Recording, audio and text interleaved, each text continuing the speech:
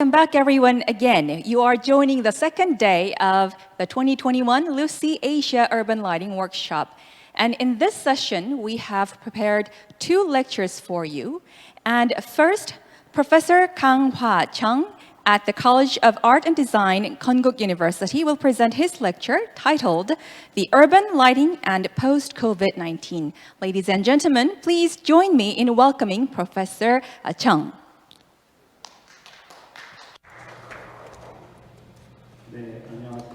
안녕하세요. Hello, everyone.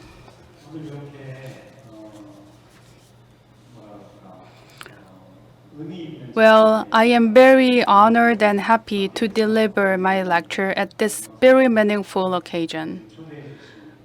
Taking this opportunity, I'd like to express my sincere appreciation to the Seoul City officials and the LUCI officials for inviting me here.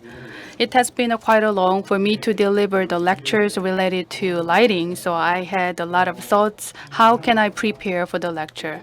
While preparing for this, it reminds me of the past, and I also think about some concerns that I'm having these days. And the theme of this workshop and my lecture in particular is related to COVID-19.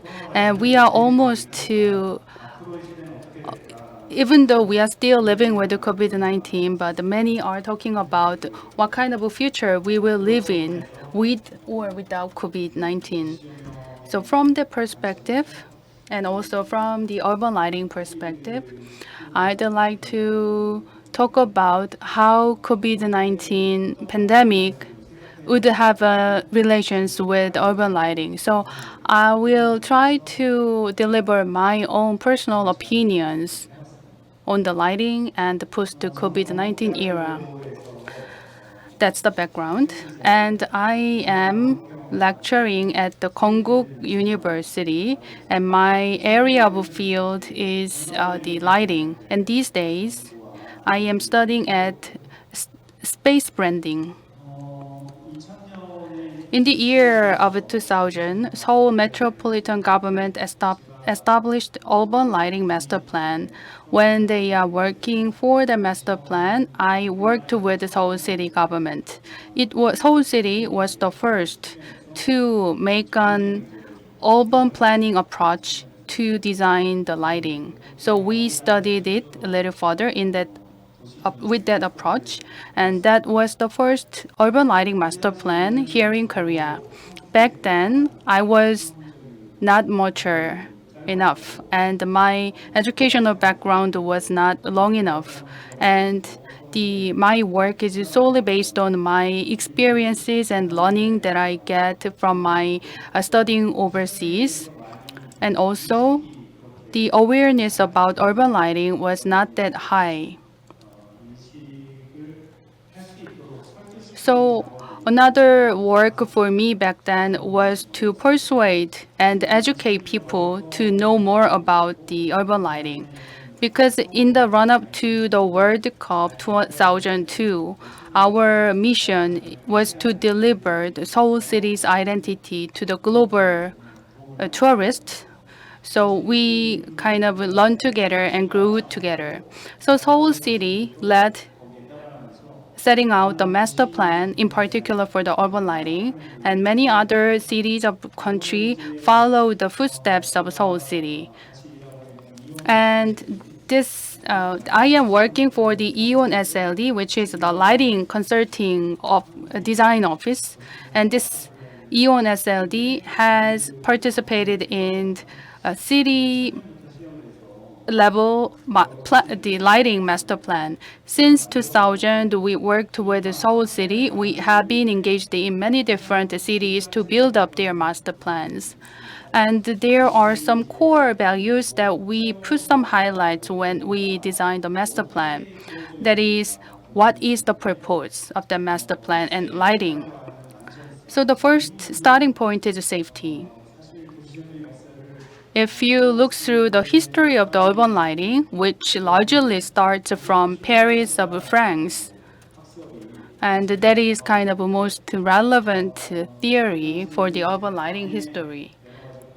back then, the people suffered from crimes and some the attacks from the enemy, in particular during the night. That was how the urban lighting concept has evolved from the 17th century.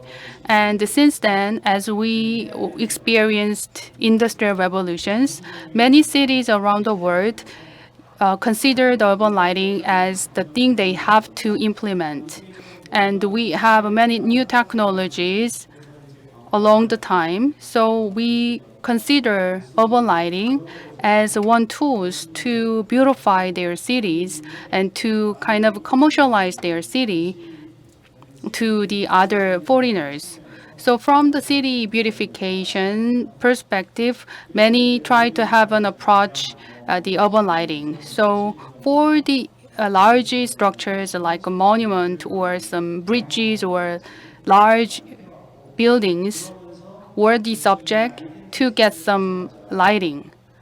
While we are working on that, people try to build identity of the city with the lighting.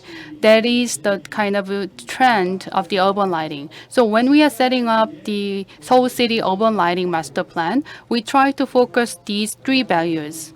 As a result, we want to create nightscape unique to Seoul.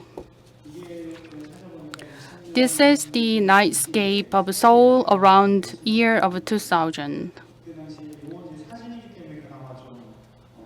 It looks nicer in picture, but back then it was pretty darker, and the natrium-based street lights were mainstream, so it looks a lot like orange color.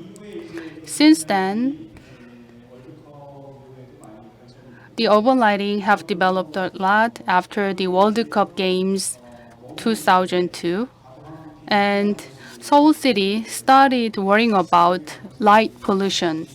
So they enacted some ordinance on the prevention of light pollution in 2011, and this is also another first in Korea. And after that, the Ministry of Environment enacted them. So they, under that act, the Seoul city government decided to launch the Urban Light Division under Urban Planning Bureau. I think this is really very innovative idea to open the Urban Lighting Division under the Urban Planning Bureau. So if you read through the ordinance before that, they started to think about how we can enhance the quality of the citizens. And one of the way to improve the life of citizen is a good lighting. And what is the good lighting is another area where we need to put our thoughts continuously. And the images on the screen is the revision of the master plan and many cultural assets and the waterfront areas. And Seoul City definitely achieved a lot. They have achieved many beautiful nightscape and attraction points, and many places have been selected as a background for the drama or some TV show settings. So back then, around 2008, our motto was harmony of light. If you want to have a good lighting, you have to make a good balance, which can be also called as a harmony. So the goal, the value of these trees should be achieved and met to enhance the quality of life of citizens. I think all the people, including globally renowned lighting experts and many government officials, will agree on that. And now we have COVID-19 from 2020, and we had a pandemic from last year, and it is very unfortunate for everyone. The pandemic swept the whole world, and if you put that into the infographic, you may see these kind of maps. And countries are exchanging information based on that infographic. And Korea also tried to share the key informations based on the infographics. And in a short period of time of 2 years, we had a lot of discourses and a lot of seminars to build better futures after COVID-19. I think we are at the stage to find a better ways to build a better future. And this graph shows how many hashtags have been searched on the Instagram with the Korean word of yagyong or night scene. After the COVID-19, the quantity of the search or the using hashtag has been decreased dramatically. What that implies is that our activities during the night have been restricted a lot.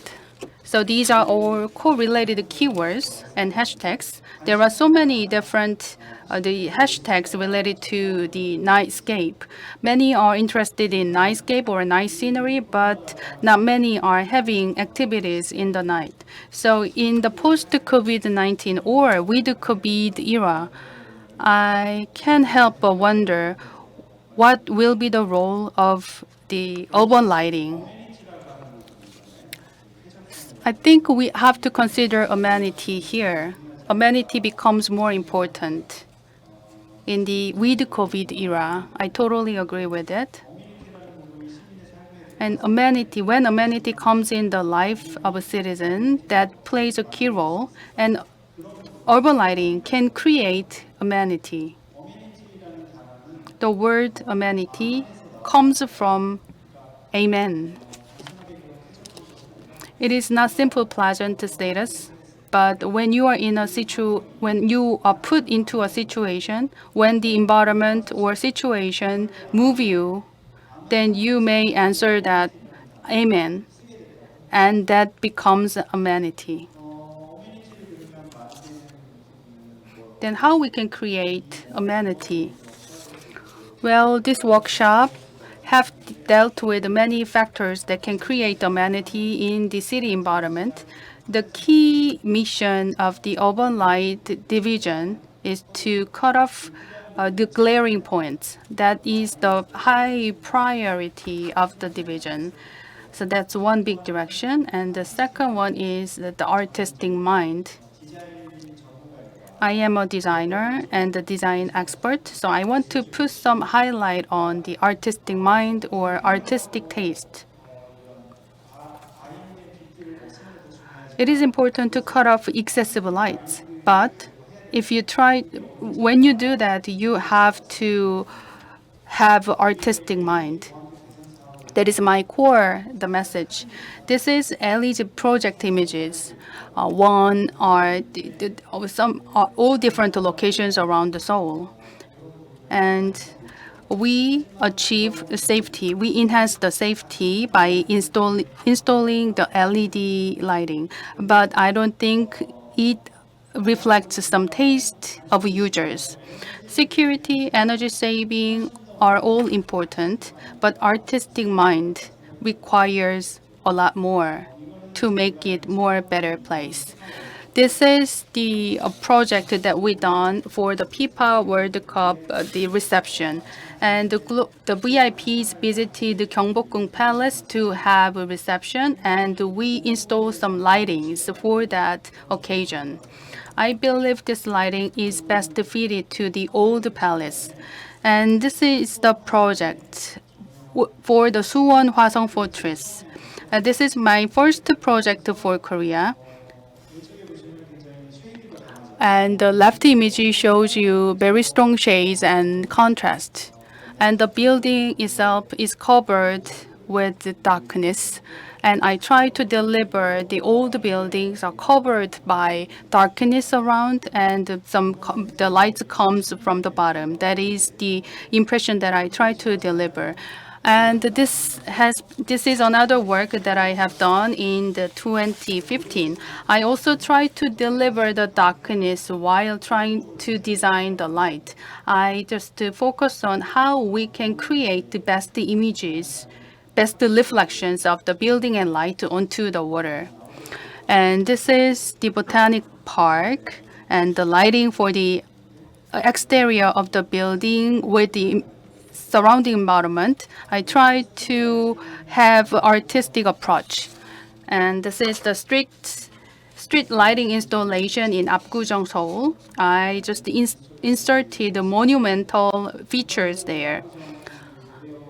Apgujeong and Lodaewo Street area are very commercial. So they have a lot of excessive lighting and a lot of glaring points. But if you make most of the small-sized glare, that is also give you some sense of a pleasant or amenity. So I was very careful to make this project. This is another media street on the Cheongdam-dong. It is called K-Star Road. K-pop and K-drama becomes popular around the world under the title of the K-wave. And this has been one of the most representative K-culture street. So by using the media, we are trying to make a balance with the surrounding environment. And this is the same project. And it is very interesting and meaningful, the project. The project title is Uljiro Freedom. It was my company was invited to the 2019 Amsterdam Lighting Festival, so we did some installation work. The signboard in the project is actually the one present in the Uljiro, and we just added the interesting features there. It seems like Uljiro, but I think it is a very important moment to introduce Uljiro, the one specific corner of Korea, to Amsterdam. And that the signboard is actually that is actually used in the Uljiro, so that delivers a lot more the stories to the visitors. So this is the proposal. So because my lecture is not that long, so I try my best to make it short and brief. So we are still living in the COVID-19 era. As I showed before, the quantity of the search with the hashtag of Nightscape has been dropped dramatically. I strongly believe the city government should make a huge investment in the lighting. People are kind of stuck in their home. They work at home, and they do not find many chances and spaces to feel free. They feel a little freer to walk around in the night. But the hashtag itself has been increased, even though their amount of research has been reduced. That means they want to walk along in the night. If the nightscape is beautiful, that makes them happier. But the budget of the government on the lighting has been on the decrease. So I think that is the problem. We need to improve that. The lifestyle is very important. And from the approach, our lighting policy should support that concept. We have been working on the large-scale infrastructure project. So this is a high time for us to turn our eyes from that large-scale project to the small-scale project that is very close to the daily lives of citizens, like a park and pedestrian road. I'm not talking about just the brightening up, but I'm talking about to create a really beautiful and pleasant the lighting decorated or installed the environment. People are kind of suffered a lot from the COVID-19, and the lighting people can find their solace in lighting. I visited Lyon, France before. What I learned there, even though the private buildings are getting the lighting project, if the city hall believes that the lighting project can dedicate to the city landscape, then they provide some subsidies. I think that is a really good system and policy. So many building owners and property owners try to turn their lights because of their budget limits. And if you look around the Myeongdong or Hongdae University area, which used to be very famous for a lot of people coming in to enjoy, but they are kind of dying these days. So these cities need to make an investment there. If that area becomes beautiful and becomes some pleasant area, then more people will go back there. So this is another work that city government should carry out. This can be a good way to overcome the economic slowdown. This is the Star City project before my university of Konkuk University, and I make most of the media. And I get a lot of good critics, and it was the project done in 2008. And I think many other speakers talked about this point. IoT and smart lighting are the other areas which need to have a lot of investment. To support the artistic concept, we have to have technology. The smart technology support art. Art is not something about looking nice. To help artists or designer to realize their concept, we have to have the tools, which is the smart technology. Let me take an example of a human eye. And there is natural or artificial light, and there is a certain organ to receive the light. So the eyes are the window to the human body, and there are many the nerves and the cells. That's the rods and cones. They are receiving the lights from outside. The rods and cones are highly interlinked with the emotion of people. That's the key. So far, when we designed the lighting project, we largely focused on illumination. But I think our focus should be shifted to the luminance. It's not easy to realize this fact. These days, cameras get cheaper, and while their performances have enhanced. So if we need to utilize more of the luminance for people, for us to create better city environment. If we make most of this luminosity, then we can feel better about all the all the things that happens in the nature. They can feel the breeze and they can see the skies, whether that is the pink rains or the blue rains, things like that. Once these kind of technologies are integrated into the basic tools like a camera, then it enables us and empowers us to make more artistic approach to our lighting project. As I mentioned earlier, I strongly believe the city government should make a huge investment into the lighting, and that is the best way to use the citizens' tax in the right way. And that is also the best way to comport citizens very quickly. So I want to highlight on that the necessity again. And last but not least, thank you everyone for listening to my lecture. And now it is time for a Q&A session where you could actually take part.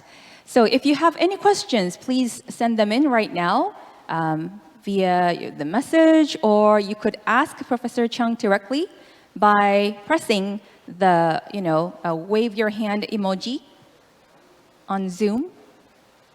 And while you may be sending in your questions, I have a favor to ask you. This is a live streaming online session, and we want to see your faces, so keep your cameras on and keep yourself muted unless you are given with a chance to speak up. okay? So that we could minimize any disturbance in our sounds. Okay. Going once. Oh, and I saw Mark showing his thumb up when Professor Chung mentioned Lyon. Right? Okay, if there is no question or comments, okay, we will wrap up lecture 5. I guess, Professor Chung, your lecture was very thorough and detailed. All right, so if you have any questions that you may have, you could also send them in later, and we will deliver them to Professor Chung, okay? Thank you very much. Okay. Moving on, the last lecture of this workshop is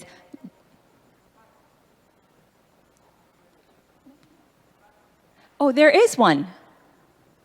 There is one. Who is it?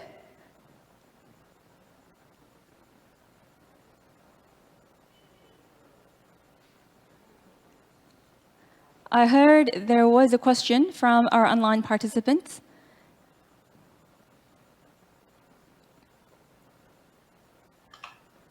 Can you hear me? Sure, Okay, you can we can hear you fine. All right. No, I don't have a question, but I have a comment. Just thank you very much, because this was very, very nice lecture, very interesting. Also the comment, also to Lyon was really nice, but to many other places, Amsterdam and etc. I mean, this link to other places, I think it's very important, and yeah, very interesting. So that's not a question, because I'm still processing what you said, but there's so much to share, and it's very enriching from your comments and your presentation. Thank you so much. Thank you very much for this. Yeah. 감사합니다. Thank you for your comment. Thank you.